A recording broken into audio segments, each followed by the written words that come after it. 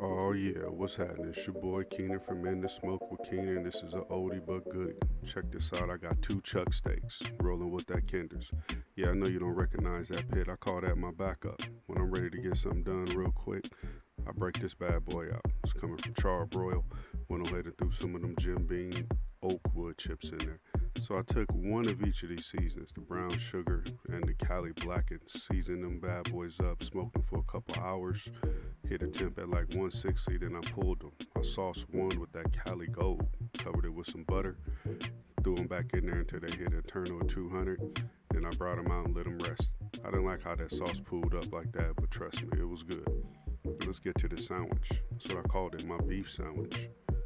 Went on ahead and took this bun, put down some Japanese mayo just like that. You know, I like that Japanese mayo, it's good. Then I took a combination of some green onion, went on ahead and threw it on the bottom layer with that Japanese mayo. Now I'm back to that combo of the meat. Alright, I took a little bit of each, shredded it up because it shredded up real nice. It was like butter, and combined it with a little bit more sauce. We're gonna top the bun just like that. We just gonna keep it on there and keep it going. Pile it on up. You know, it could take it. It's a good sturdy bun. Went on ahead and evened it out. Got some more of this sauce right here. We're gonna top it off with a little bit more of that Cali Gold. This is San Diego stepchild representing the south of California. So of course I'm gonna use something named Cali Gold. We're gonna drill it on there just like that. Then we're gonna go to that other bun.